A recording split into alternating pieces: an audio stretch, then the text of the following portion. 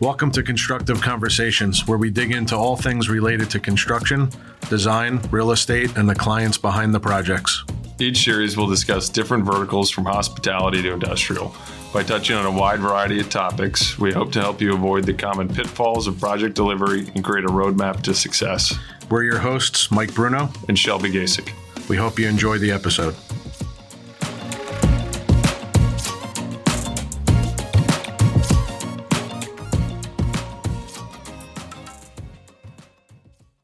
Welcome back to another episode of Constructive Conversations, the podcast where we dive deep into the world of construction, design, and the people shaping our built environment. I'm Mike Bruno, and as always, I'm joined by my co-host, Shelby Gasick. Yeah, so today we have a really exciting guest, Ed O'Neill, Director of Architecture for Parallel Architecture Group, with offices in Long Branch and Red Bank. Ed has been designing innovative spaces for years, working on everything from commercial projects to cutting-edge residential designs. Welcome, Ed. Thank you. Welcome. Glad to be here. So let's dive right into some background questions, Ed, if you don't mind. Sure. What inspired you to get into architecture? Well, as a young teenager, my father was in the building supply business. He didn't build, he supplied things. And so we would always go to job sites, either delivering things or whatever. And he also got into the installation of hardwood flooring. So we ended up all learning how to install hardwood flooring. And, so it was kind of a taste of what construction was, but also after you swung that 5-pound hammer about 4,000 times in an evening, and it was 100 degrees out, you said, I want to get into something that doesn't require this level of physical labor. Right. Sure. Yeah, there's always a balance to it. I remember, thinking about it for myself after going through architecture school. I was always interested in the trades and design and space, right, and how people experience it. But I specifically also remember a course that we had in like 4th grade at public school, and it was designing your dream house, right? And it was just on grid paper, thinking about the layout. But that was just so much fun to me, to think about the things that I could have in there and how to organize the space and the rooms and what it would look like. Yeah, we probably all have our own little different experiences, but I did trades too growing up, which, gave you that balance, right? I mean, we're not swinging hammers every day, which is good. But it's good to know that stuff as well, right? So. Oh yeah, and the one thing I learned, if I learned nothing else, it was to respect the people on the job because they knew more. Sure, absolutely. That they had a totally different knowledge base and skill set. You weren't going to learn that in school.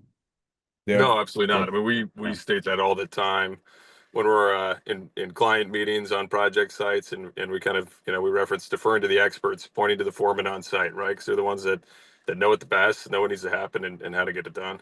Yeah, no question. Without them, you don't get anything done. Yeah. It just doesn't happen.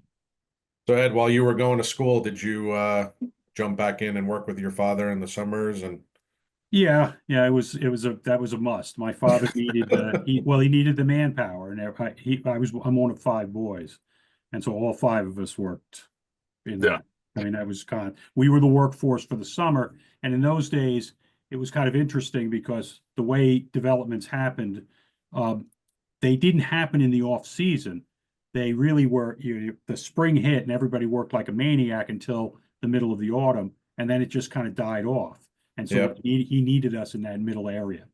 So it was like, there were no questions. Like, it was like, you came home, got the next morning, bang, bang, bang. Or I don't know if you know the name Jack Beyer, Ed, from Beyer, Blinder and Bell. Yes.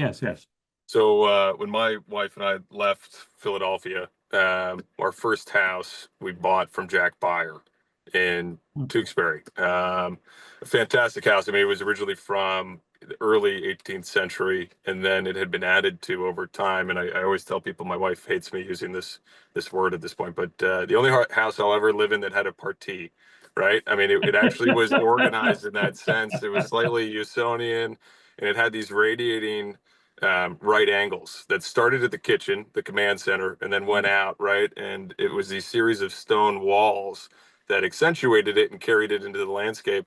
Apparently, Jack Beyer forced his children into labor every summer as well, building these walls, and that's they were a part of the transaction. I remember there was mixed feelings about their dad because of how much effort they had put into that property over time.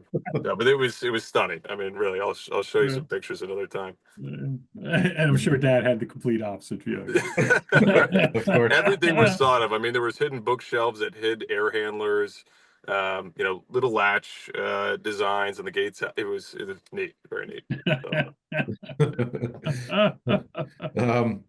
So Ed, tell us a little bit about Parallel. And I know that, personally, I know that you've been in the business a long time, but Yeah, tell I've the been listeners a little bit. practicing since I think it was like 86 Okay. officially, and then unofficially from 84. I had a partner, we were SOME architects, Mhm. or excuse me, and anyway, I'm sorry. So we had a partnership with another person, Mike Simpson, and the two of us were business partners for over 35 years. And then Mike decided to retire. And so rather than take the process forward, since I'm also a full-time faculty member, to do that administrative stuff just wasn't going to work. So I merged with Parallel Architectural Group, and coincidentally, the president of Parallel, Anthony Scalise, was my student. Oh, wow. So he was one of my first students at Brookdale, and we always kept in touch. And then when the opportunity came, I asked him, "Hey, would you be interested?" And he very much was, and that's how I've become the director of architecture at Parallel Architectural. Wow, that's great. That's a good story. Yeah, absolutely. So what's the design philosophy behind Parallel, and how do you approach new projects? Well, it's always about, for me, it's always about context, and context is a broad word. So if it's a new building, context is the site and things like that. But in something like a restaurant in particular, the context a lot of times has to do with an existing building, and it also has to do with the menu. And you learn that quickly, that it's really about the menu. If I can divert into a little bit of a story about Sure. Yeah, absolutely. Yeah. well, I was doing a restaurant in Tinton Falls, New Jersey, and it was an interior renovation with some not completely insignificant architectural modifications. So I'm doing the research, I'm looking at I'm analyzing the zoning and everything like that, and I realized that the parking lot that exists is bigger than what the restaurant needs. Mhm. So I said, wow, this is nirvana. I found the golden ticket. And so I go back to the client and I say, hey, look, you can add 75 more seats to the restaurant. Isn't that great news? And he looks at me and says, no, we're not going to add 75 seats. And I said, no, you don't understand. You don't have to do anything. It's already there. I just Right. discovered it. And he said, no, you don't understand the way it works. And this is this whole thing about dealing with people in the field. Like we said, dealing with the guys in the trades. Now I'm dealing with a restaurateur who's been a restaurateur for a long time. And he said, no, it's all about the menu. I said, and he said, let me explain it to you. In a factory, it's all about production, right? I said, yeah. I mean, how fast you can get it out. He said, restaurants, the same thing. What are you cooking? How do you cook it? How do you plate it? And how do you serve it? And he said, it's a flow. And if that flow doesn't happen, and if there's a delay in that flow, because I have too many seats and too many customers that overwhelm the capacity of the kitchen to produce the food's going to be substandard and nobody's going to come here. And so he said, you can tell me I can get 75 more seats, but I cannot support 75 more seats. Yeah. And I will not support 75 more seats because I have this restaurant, another restaurant, and I'm planning on a third, and my reputation will go right in the toilet. Yeah, that's interesting. So yeah, I guess, it's a good way of looking at it. There's a size sweet spot then, I guess, right? For the type of restaurant it is and the type of kitchen and, what kind of food they're producing. Yeah, and There's after that conversation, I mean, I started doing a little bit of research because I tend to do that stuff. And I realized that if you look at someplace like McDonald's, Mm-hmm. McDonald's invented fast food. And so fast food is based on the menu. And everything in their, economic empire is based on that menu. Yeah. And so if you just then take that into his restaurant, and he said, look, we don't bake anything. We don't use ovens. Everything's skillet oriented. Mm-hmm. And therefore it's this. Now, if you're in a different type of restaurant and they make lasagna, that's going to be a completely different flow. So Sure. that's why it comes from the menu. So I was like, gee, I never realized that, but Yeah. that was a big lesson. And so in subsequent restaurant projects, I've always been the first thing I ask is, what's the menu? Let's talk about how you produce it. Mhm. No, absolutely. And we've seen even at times almost the inverse of that. The same issue, the same consideration, right? And when it comes to operation and menu, but even at 1776, I remember talking about the number of seats and how large the space was, right? And the concern for the reputation based on whether or not there may be empty seats at certain times, whether or not the place seemed empty, which would hurt it in a different way, right? If you couldn't fill, I don't know what it was like a over 280 person capacity, which is a fair amount, right? You don't necessarily want to go to a place for lunch that seems totally dead. And I think they've grown into their own with their what they're putting out and their reputation, and it's been successful. But it's definitely something to keep in mind. Where is that sweet spot when it comes to seats versus what the kitchen production can do? Mhm. Is the kitchen sized appropriately even for the seats in general? So Yeah, and then that's kind of takes into the marketing issues, which is where's the building located? How much visibility does it have? Is it a street visibility place, or is it a place that you're going to park in and like an Outback Steakhouse or something? You're going to go there, park, and go in the building. They're totally different animals yeah, because the streetscape thing is all about what do I see? If it looks busy, it must be good. yeah, And then the question starts to become, well, okay, now then this is more typical, certainly in an urban setting. How many seats can I cram into the place? And that's when you start learning that the building codes actually regulate that. yeah, Sure. absolutely. That the spacing of the tables, the capacity of the tables, chairs are fixed seats, Yeah. built-in seats and all that. So that's another thing that all of a sudden takes the wind out of somebody's sail when they say, oh, we're going to throw 100 seats in here. And it's like, Yeah. no, you're not. You And can't. even now local zoning boards are requiring you to provide that to get approval.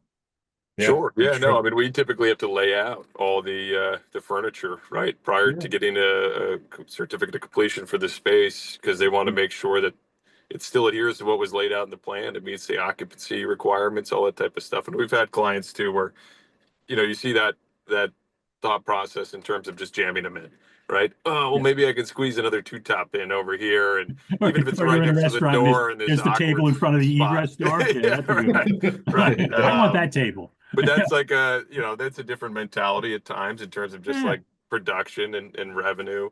Yeah, yeah. But it's not always the right approach. For some places it is, and in some places it isn't. But Yeah, absolutely. Absolutely. yeah, Yeah, and that is really interesting what you said, Ed, because we run into some cases where really we feel like the restaurateur is driving the design or the capacity, on the ROI model. So like Shelby said, how many seats can I cram in? What's my table turns? What's my revenue projection?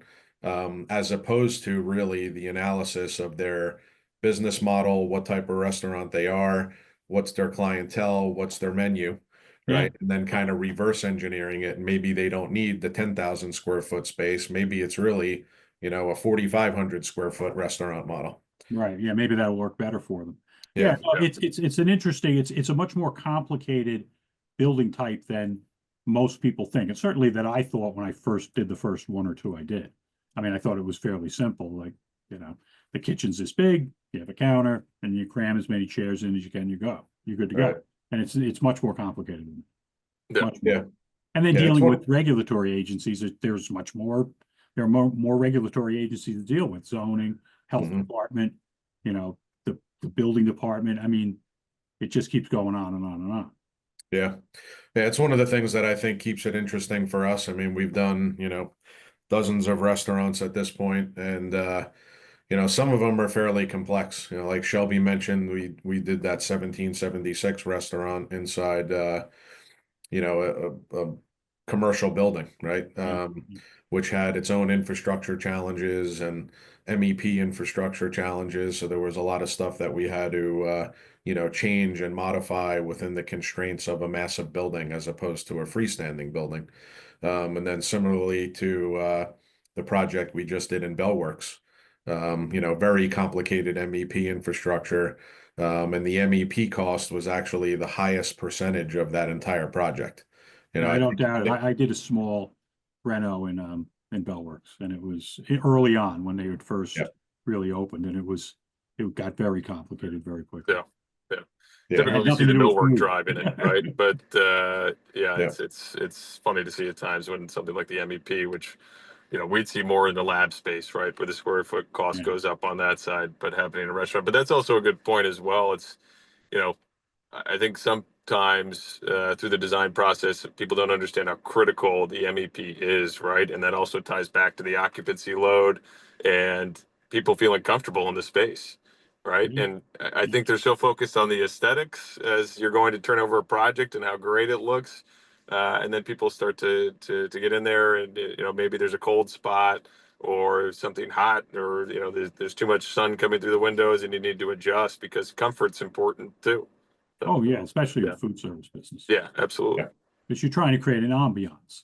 Yeah. Unless it's literally grab and go, it's an ambiance, and whatever that ambiance is, which usually ties in, believe it or not, to the menu. That's where that becomes the kind of the conceptual basis of the design. yeah. Yeah, it's definitely an experience business, that's for sure. I mean, Oh, nowadays no question. they're selling the experience, and with the food costs being so high, I mean, you have to Yeah, no, be on your game. Yeah. because the food cost thing is that's just an interesting transformation Yep. of the entire It's industry. food, and it's the overhead and the labor, right? And that usually, we see operators, it takes a while to figure out how to staff a new space properly, a new venture. And of course, I think in the restaurant industry, there's a fair amount of turnover, right? The new restaurant opens, and people want to jump ship from where they are now to the new hot place. Um, but labor costs are high, and kind of transient in terms of finding good workforce. So Yeah. Yeah. But going So- back to that MEP thing, I think it is critical, and I can imagine it, and I'm trying to remember what it was like, 40 years ago, only because you didn't have the network of team members that you could rely on to do the project, like the MEP, Mhm. fire protection, kitchen design, Sure. that sort of stuff. And that the more you can put that team together, the more successful you're going to be. Yeah, yeah, absolutely. I mean, yeah, obviously these larger buildings we're working in are fairly complex, and you have, all those, very specific professionals, right? So it's, the Hood Ansel design team, the restaurant equipment manufacturers, their design team, kitchen consultants, obviously mechanical, electrical, plumbing. Yeah, so yeah, I mean, it's they're complex, and there's a lot of moving parts and a lot of people involved, Yeah. but definitely, it's one of the things that, we like. I mean, I'm not going to lie and say they're not painful because, they, But what isn't, yeah, what they're, isn't in construction? Right? doing an office fit out is, a walk in the park compared to doing a Oh, restaurant yeah. in some of these buildings. But, Yeah. I guess, we're a glutton for punishment for that, but they're also exciting because in many cases we're dealing with the entrepreneur, right? And the excitement that they have when they're crafting this new, experience, and they're crafting this new restaurant. And it was really fun to work with the clients that we've worked with so far. And a lot of them, if they are a true, chef restaurateur, they're very artistic. Uh, Yes. which is also a very unique opportunity. We just Yeah. did a project up north for called Bar Mutts for Robbie Felice. And I have to say, like, he is incredibly involved in the design process of his locations, even though he has a design team and an MEP team and an architecture team. The artistic value that some of these people add to the mix is challenging, but Yeah, without it's question. also really cool. Yeah. Yeah. It is interesting to deal with a restaurateur, particularly if he fits that artiste mode. Yeah. We did one, I'm trying to remember Anthony's last name, Angiano. He's like considered one of the premier pizza makers Mhm. in the New York City area. I mean, he's won all sorts of awards. When the Times has come out with like best pizza, he's invariably in the top 10 list. Wow. And he is a true artiste. I Yeah. mean, he gets to a point in the restaurant where if the restaurant, his restaurants are always successful, and he's always a partner in them, but he always has an escape clause. And if he just decides he doesn't want to make pizza for the next 2 years, he wants to concentrate on bread, which he did at one time, he just closes. He just says, "I'm out, and you guys can do whatever you want. I'm done." And he did the Atlantic Highlands recently. You know, he was there for a couple of years, set the place up. I went to dinner there twice. I watched him cook. It was fascinating to watch him cook. And then he just said, "Mom, I'm on to something else. Like I'm only moving to Colorado for a year." Yeah, well, True that's pretty artiste. cool. I mean, if the guy had the beret and the palette in his hand and paintbrushes, he would have been perfect. Yeah, that's pretty awesome. Yeah. So along those lines of what we've been Yeah. talking about, Well, oh, go ahead, Shelby. no, I Sure. was just gonna say, David Burke was an artiste in his own way too, right? Yeah, and had his ventriloquism aspect to him, which was pretty creative, but certainly a vision for how to roll out restaurants, right? And what his brand was too, and how to add to that. So it's interesting to see at times, and they definitely think of things in a different way than others, obviously, because Oh, they've yeah. been involved in the industry for so long. Yeah, Oh, yeah, yeah, yeah. No, it's interesting to deal with different people. Different restaurateurs can be very different people. sure. You gotta Yeah. read that right off the bat. If you don't read it off the bat, you're in for a lot. Yeah, to add to that, I mean, I think that's probably one of our more critical roles, and I'm sure you have to deal with it too, right? Is just reading people, right, Yeah. and how to adapt to each personality, and that certainly happens in the restaurant vertical, where there's designers and engineers, and potentially eccentric restaurant operators and chefs. Mhm. Yeah, managing each personality becomes interesting. Yeah, and for if I was talking to a young architect, I would say, well, you're being interviewed for the job, right? You're being interviewed. But while you're being interviewed, you need to be interviewing. Yeah. Yeah, It's got to absolutely. work both ways, because if you don't read the guy or the woman correctly, it's going to go south real fast. Yeah, Yeah, that's absolutely. true. So Yeah. So with some of the things we've been talking about, how in the past, how have you dealt with, or how do you teach, new and upcoming architects to align architectural design with businesses' brand identity and what they want to do from a customer experience perspective? Well, I think it's when I teach, it's about analysis. It's about the analysis of the context, which in this case would be the client. And so you have to garner as much information as you can in this interview process, as well as, if they've done other restaurants and things like that. And then you have to analyze the location. What are they, if it's not a new building, and most restaurants I've done are not, they're mostly, adaptive reuse or moving into other restaurants and things like that. You have to analyze that and say, okay, look, these are the composite restraints, and then these are the opportunities. Yeah. You have to design one to the other. And then the branding thing, you have to say to yourself, and it's not, architects aren't taught this way. You have to say, look, the concept in some respects is going to come from the client, because each restaurant is different, and you have to accept that. You can't tell the restaurant, no, you have to be this kind of a restaurant. No, they have a vision, whether it's a business plan or a vision, that this is the way we're going to do it. So the guy I was talking about with the pizzas, he said, look, we get this one big gigantic pizza oven. We get this much dough. We make this much dough during the day. And when that dough's gone, we're done. Yeah. And the restaurant might be over for 2 hours. Yeah, that's how it. we see Live Bread, right? And Yeah. I think it's in Chatham. I mean, it opens early in the morning. It's closed by 11 when it sells Yeah, out, right? That's And that's what it. they do. Yeah, That's absolutely. what they do. Yeah. And you can't tell them there's some other thing they should do, because Yeah. that's not their business. That's not their vision. So what we do in school, again, is we try to give out projects, not necessarily restaurants, but we try to give out projects that have a very specific concept that they have to interpret. And that's like the training of dealing with somebody that has a different idea than you of what a restaurant is, and they know more than you. Mhm. They know more. They're driving the bus. And so you have to, if you want to get on the bus, but what they don't know is what is the architectural issues, some of the design. They don't know that. They don't Sure. know how to make that a physical reality. That's your job. Or the construction, right? If you get a floating canopy with no detail and attachment. Precisely. Precisely. Like all the ones we had. That goes Thanks, without Ed. saying Thanks, Ed, in for my those profession, things. but You I know, can't speak for everybody. one thing you mentioned before too, in terms of adaptive reuse, right, versus new construction.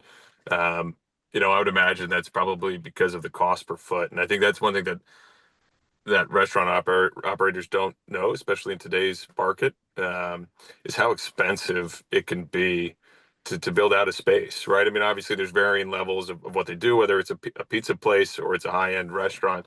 Um, but you know, those square foot costs can go up, you know, to where we see lab and tech spaces be, right? But because of totally Yeah. different reasons in aesthetic, where it's Yeah. Yeah. 275 to 400 a foot easy, right? Oh, yeah. And I think that's partly why we see a lot of the adaptive reuse versus new build, because it just doesn't pencil at the end of the day. And then the other thing is if a lot of the adaptive reuse are in buildings that are in downtowns Sure. where it's again, it's a different animal. So it's a destination, and it's also something that is at a pedestrian scale.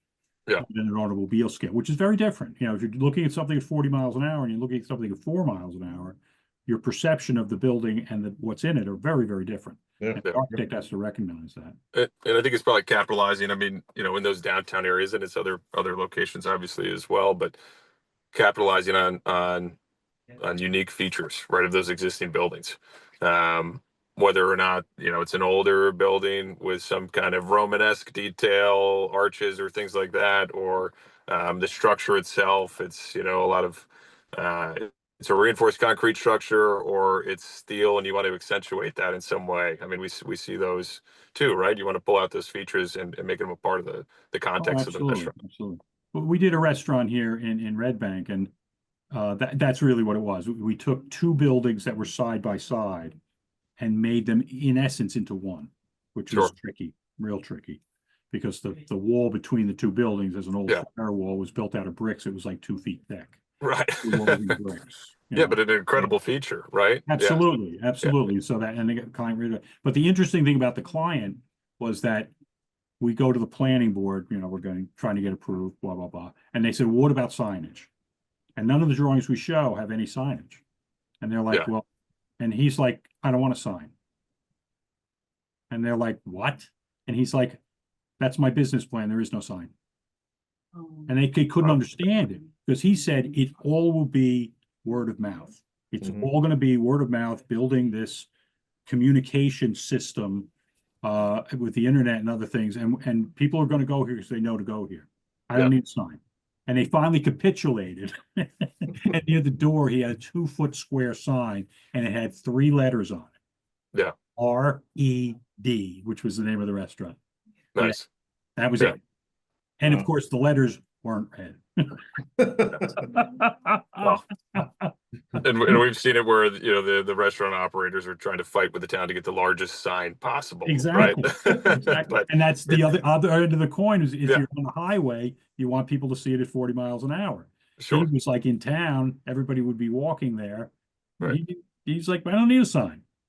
It goes back to knowing your business, right? What are you trying to Exactly. create? You know, are you trying Yeah. to just draw people in off the street, or are you doing something that has exclusivity to it and some kind of secrecy which generates its own following and is more desirable in a lot of ways, right? So, Yeah, and I learned a lot from him in that way, because he would be very free with like, no, you don't want to do that. This is what you want to do. And I was like, okay. Okay. And Yeah. he didn't cook. Like, he had no connection to the true kitchen. He was about running a business. Sure. And that was his thing. Whereas the other guy I talked about with the show telling me about the line was a chef.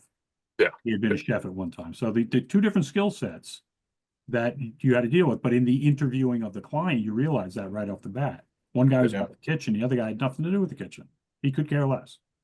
He had other people who were going to deal with the kitchen. right, which is still important because then we hear it too, right? As we're going to turn over a space and they actually bring the chefs in. If it's an operator or a restaurant you know, entrepreneur that's created the project, and then the chefs start to come in and start to cook out of it. They start to whisper in our ear like, why do they, you know, another 500 square feet and this would have been so much better. But that translates to almost all projects, right? In terms Yeah, of like sure. operator occupants versus the capital getting it accomplished. Yeah. You know, we do our best to try to integrate those two and have those conversations. You know, so Do you everybody's guys, do happy. you guys do a lot of post occupancy assessment? To an Go back extent, to the yeah. I restaurant a mean, year later and see what's going on? yeah, I mean, you know, yeah, we definitely do, and we're, you know, fortunately for us, we're in communication with a lot of our previous clients, right? I mean, Yeah, that's largely what we've built Stone Creek on is reoccurring clients, and yeah, I just spoke with David Vorsheimer from 1776 just the other day. He's about to open up a new operation in Jersey City that we might be a part of in some fashion. But you know, we always take a moment to kind of touch base with them. Mhm. You know, and we continue to help out at times, but also ask them about their business and how things are going. And, you know, often things are talked about in terms of changes that could have been, you know, could be made or Yeah. things that they wish they did a little bit differently. And, you know, Mhm. we hold on to those bits and pieces for future use. Yeah, because I think that's really important again for if anybody's a younger architect.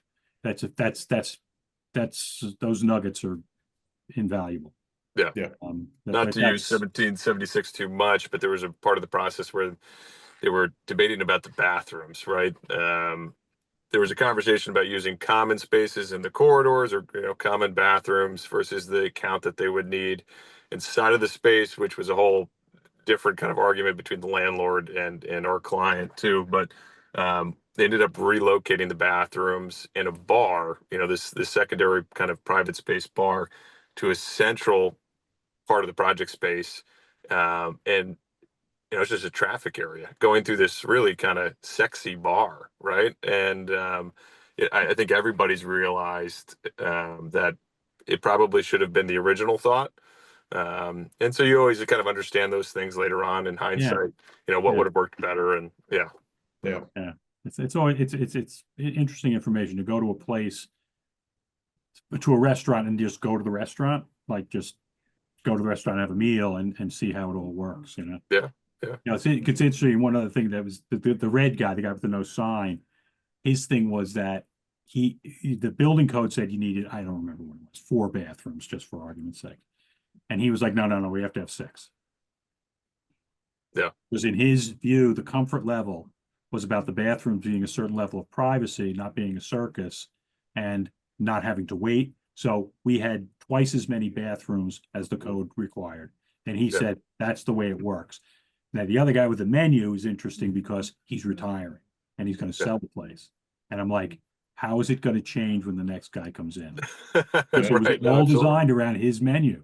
Yeah. New walk-in box. Yeah. Get Yeah, rid of right. those. Yeah, it's gonna be like, what? So I'm really interested in over the next year or so, going back to the place with the guy with the menu and seeing how it's run with the new owner.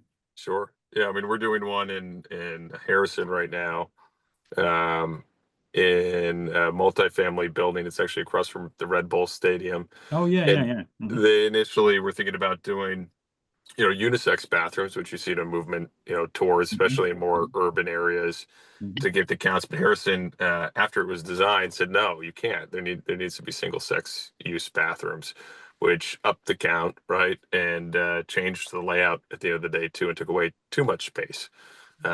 So actually, a walk-in box got affected by that because it was on the backside of the wall Gotta and change actually like- a little bit smaller. But That's the whole thing about context. You only have a certain size box, and sure, yeah, so absolutely, you something's got got to to make it get work. sacrificed, you know. Yeah, yeah, So, but that Okay. decision of sacrifice is something that's really about the coordinating between the architect or the designer and the other people in the process, which is, okay, look, this is the problem. Let's all get together and make a decision about this. Let's not, you know, Yeah. in the old days when I was in school, the architect would be like, stick his chest out and say, oh, well, I'll tell you what to do. And that Yeah, word was law, and that was just nonsense. Yeah. one thing, talking about hindsight too, and kind of a post-occupancy analysis, one that I usually hear has to do with acoustics, right? And I think people don't necessarily know to plan for that, and that's probably on the client side, but don't necessarily know to plan for that.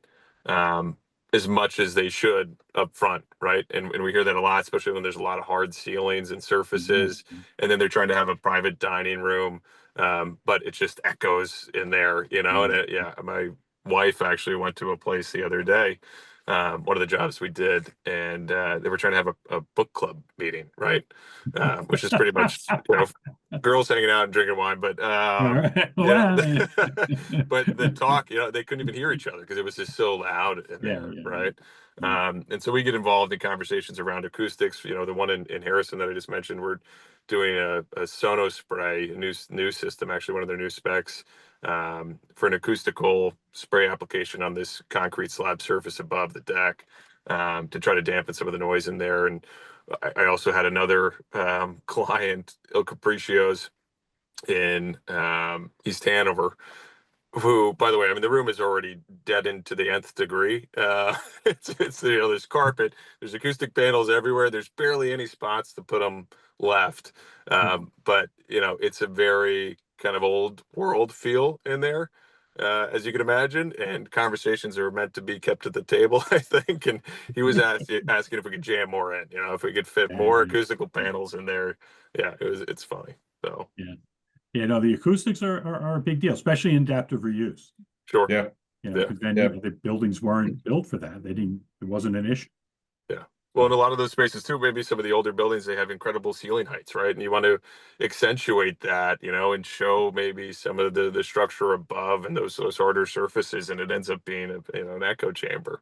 Yeah, it's difficult. And, you know, I'm becoming more sensitive to it because as I get younger, Right. not really, you know, your hearing loss happens. Yeah. Sure. Well, that's already happened to me. We're in construction, Ed. So I've Yeah, been yeah, hearing- you know, so, yeah, so lots the of ambient things. noise just, it kills you. You can't hear anything. Yeah. Yeah. It's Bellworks is a challenge that you know, we're going through that acoustical issue now because it was talked about early on and you know, wasn't designed into the initial design, but there's some significant, you know, sound acoustic issues there. I mean, it's a giant fishbowl. You have the glass in the back, the glass in the front, concrete floor, concrete ceiling. So, you know, it's definitely you know, has to be at the forefront of the design, I think, moving forward. And, you know, because we have so much experience in it now, you know, it's definitely something that we have to, you know, throw on the table in the beginning and really make it part of the conversation. And that's right. I mean, we definitely, you know, I certainly find myself bringing it up, um, you know, earlier, especially as a project goes to get released. And sometimes we're involved in a portion of the design process too, right? Which it gives us the opportunity to bring up some of those items, some of the experience that we've had previously, what works and what needs to be thought of. And yeah, that's definitely something to keep in mind. Yeah, we did an interesting system too at Triumphs in Red Bank. I mean, I did it as a Oh, carpentry yeah, okay, yeah. contractor Mhm. years ago. Yeah.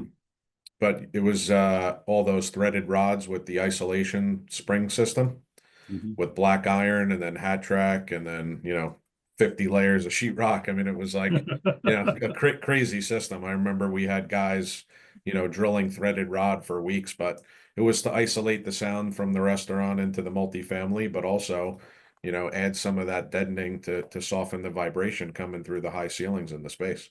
Yeah, sure, sure. I Yeah, always thought if I take my 5-year-old granddaughter into a space that's, you know, an echo chamber, she'll start to yell.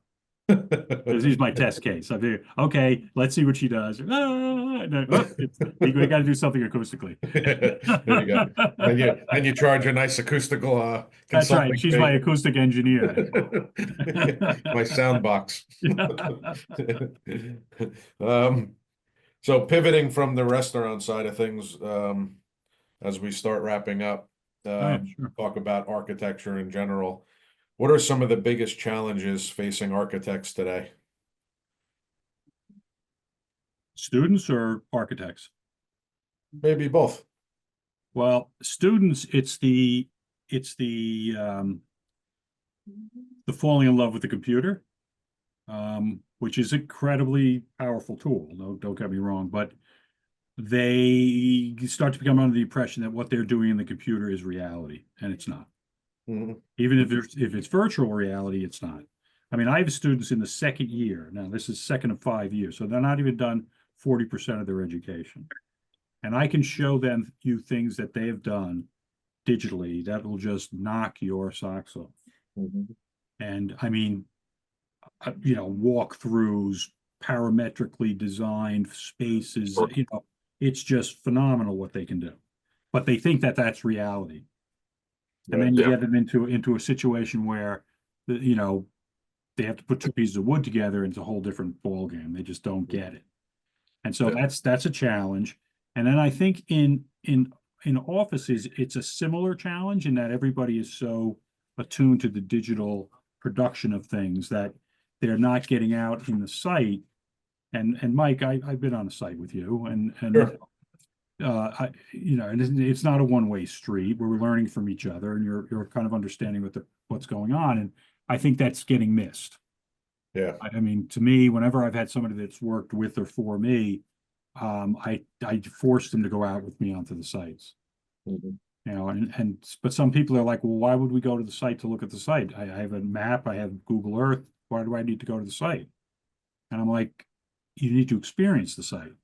You need all your senses to be engaged. You need to be able to stand there, look around, look at corners, look at things. It's different. It's going to be a different experience going to the site. So I think that's part of the challenge. In the profession, it's also about different other professions kind of keep competing with you. So you have graphic designers competing with you. You have interior designers competing with you. You have people that consider themselves, specialists in restaurants, or my biggest thing is specialists in medical care, because that's just a load of garbage. But that's how they're marketing themselves at conferences and things like that. And that's where they're reaching out to the people who are looking for services. And that's why they're getting chosen for things. And I think architects need to step up into the fray and make themselves more well-known, what they can do. Yeah. So So do you think it's okay for firms to be diversified and to, participate in many verticals, like Parallel or Stone Creek? I mean, we do work in pretty much every vertical. Do you think that it's important for firms to continue to push in that direction and not necessarily specialize? I think so.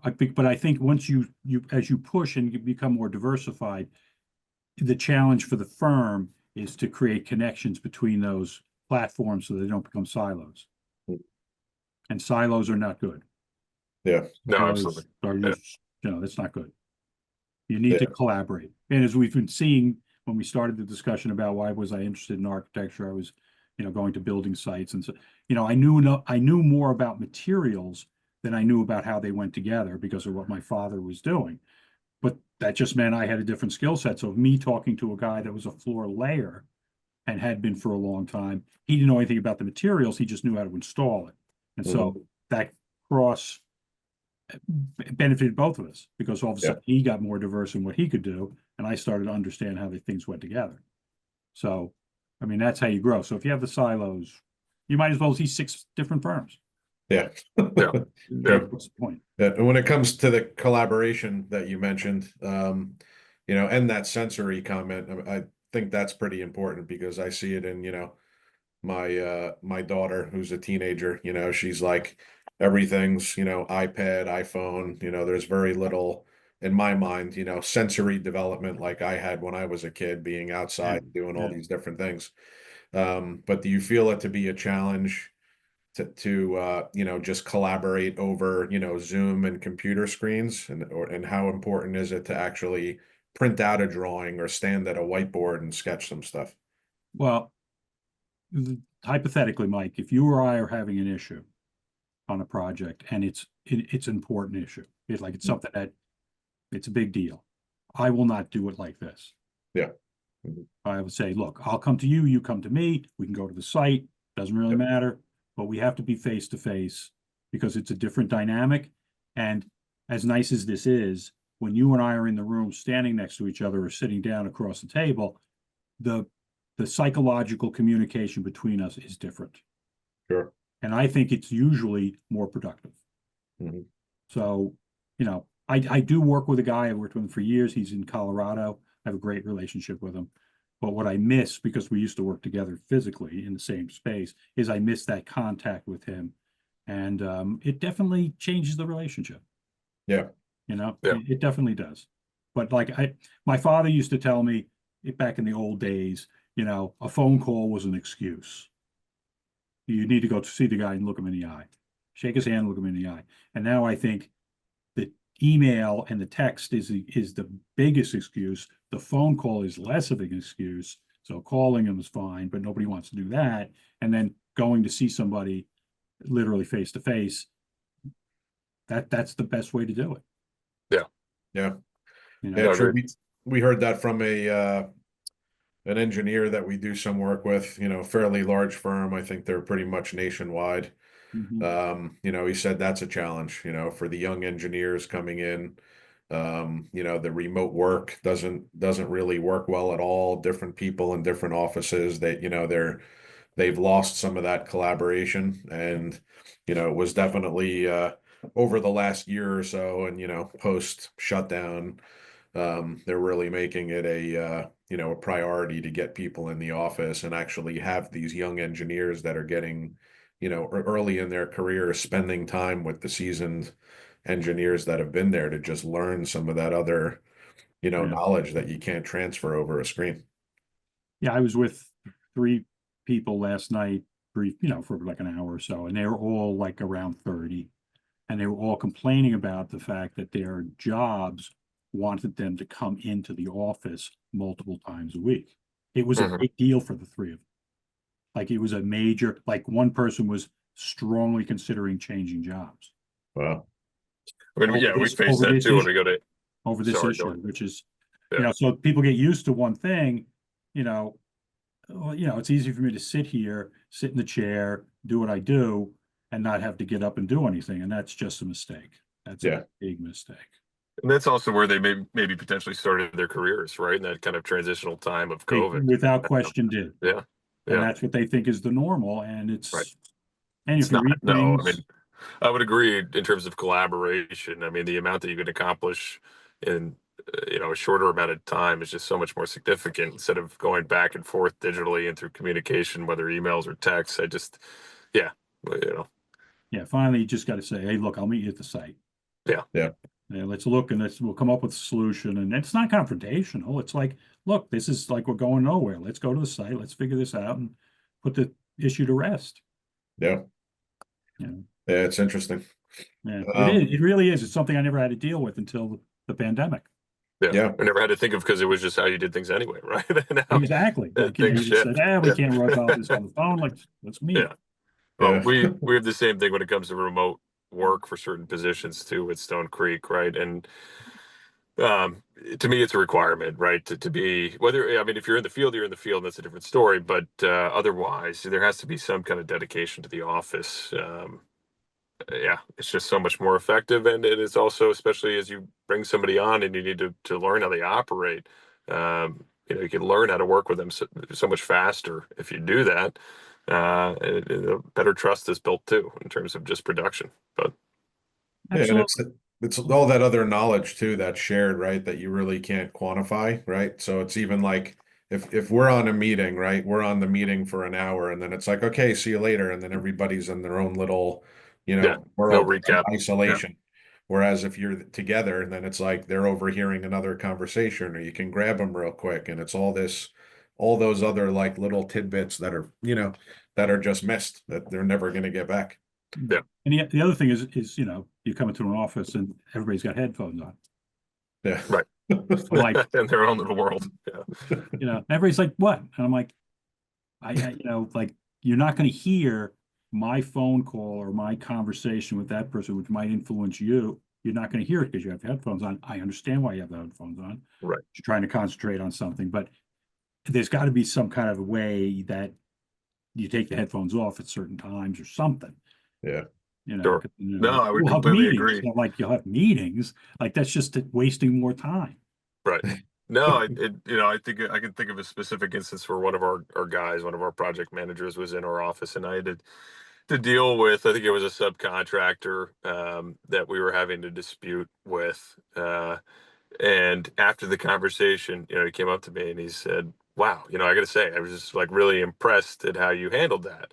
right? I'm impressive regardless, but Wow. but no, I mean, but I thought, how great is that he actually listened, right? He was like listening to the conversation and how I navigated it, and hopefully ended up with a reasonable result at the end of the day. But and I don't think I've revisited that. I mean, I realized it in the moment, but until you mentioned that too, it is such a good learning experience, and that's one of the things that takes time. To really grow on is how you deal with other people, and how you have those conversations, and the demeanor throughout those, and the professionalism. And they're not gonna learn those things if they don't hear it through example, or real life instances. So, Yeah. and communication is critical. So, Very true. So before we wrap up, one last question. The around AI. So, what's your thoughts on the future of AI in architecture, design? Good, bad, indifferent? Well, again, in professionally, I haven't seen nearly as much as in the classroom. Mm. It is very, very interesting in the classroom. Because it's not as simplistic as you think, meaning that you don't just type something in the computer and it pops up. It's much, much more difficult than that.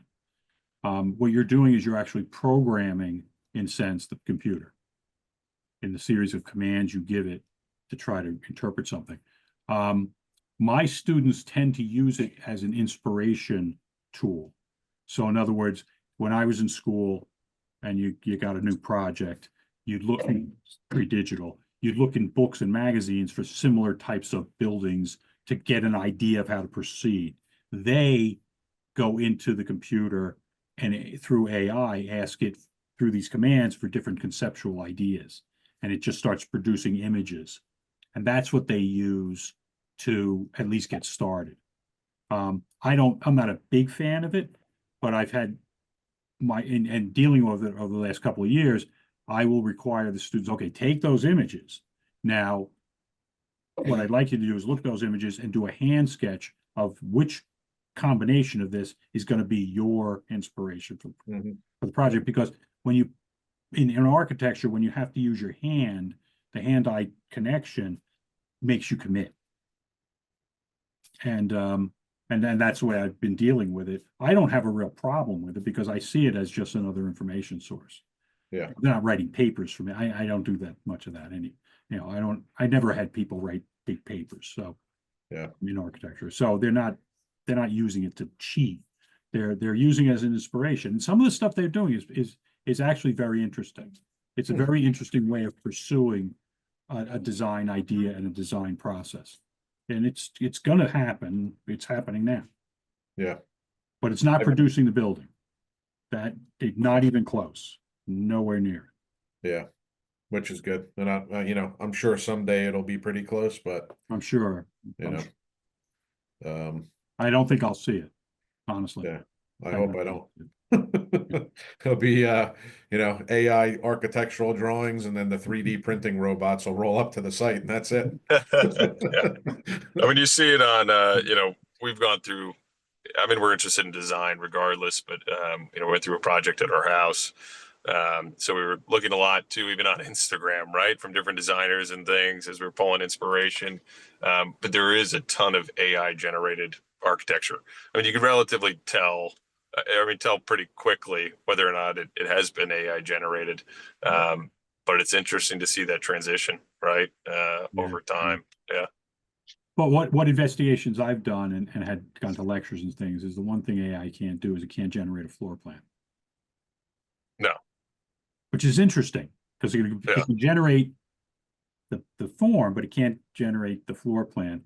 And when I went to school, you did the floor plan and then the building grew off the floor plan. Now you do the image and then you go back in the other direction, which is rather a fascinating difference in process.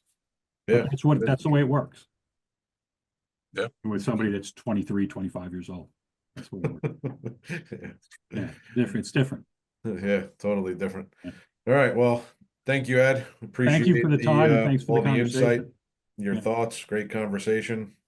Good talking to you again. Really appreciate it. Yeah, it's nice seeing you. Yeah. Mike. Thanks for listening to Constructive Conversations. Please subscribe and follow us on your favorite podcast platform. Follow us on social media and visit our website at constructiveconversationspodcast.com.